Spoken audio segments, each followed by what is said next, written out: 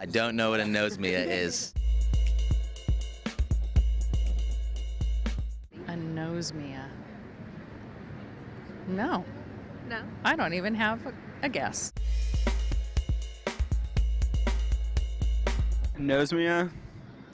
I think my mom made it last night.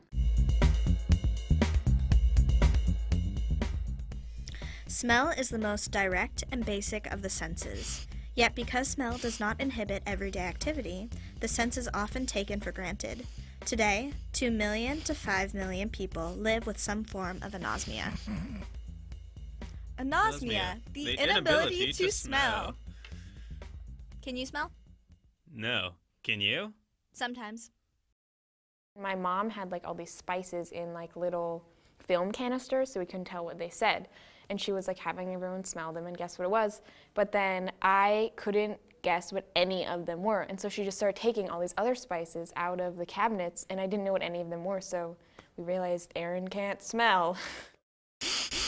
Anosmia means no sense of smell. The most common reason that somebody would become anosmic is they get a cold, their nasal passages swell, and the molecules can't make it up to the part of the nose where the sensory epithelium is, or the tissue that actually does the smelling is.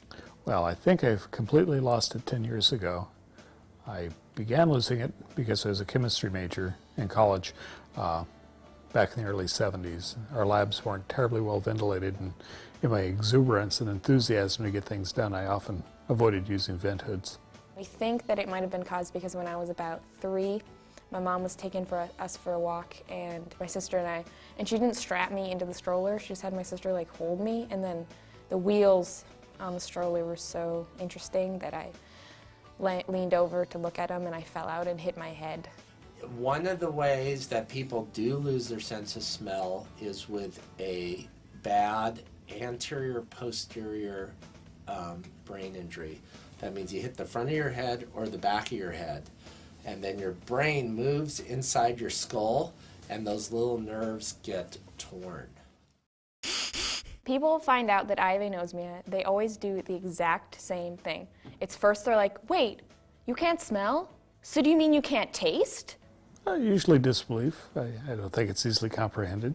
Well, you can still taste, you'd be questioned. And then I say, no, I can taste. Yes, I can still taste. I taste salt, and I taste bitter, and I can taste sour and sweet. Smell is extremely important in taste. Your tongue only does a number of basic tastes. So it's like I'm just getting a lower quality of taste than you guys. It's really about texture mostly. Yeah, bananas are kind of gross texture.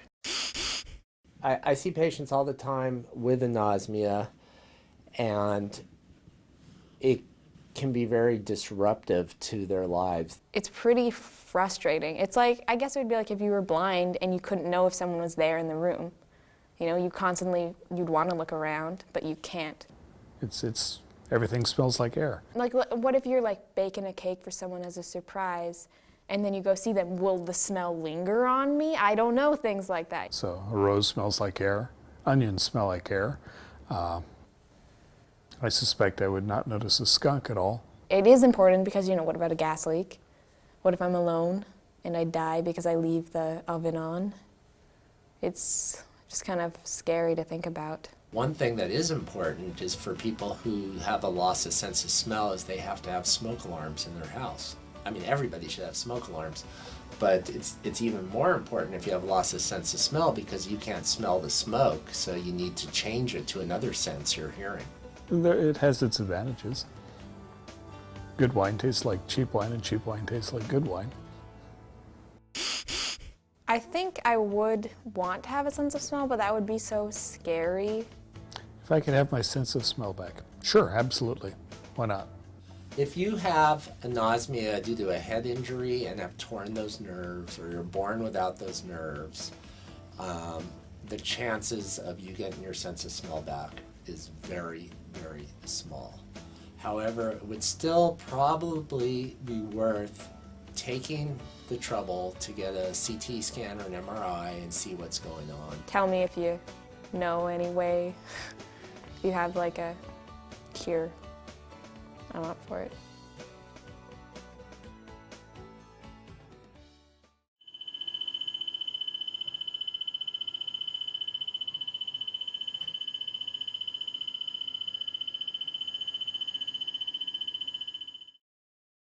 It's kind of frustrating having to answer the same question repeatedly. This is an anosmiac, Erin Kelly Smith. I wish there was a documentary about it people could watch.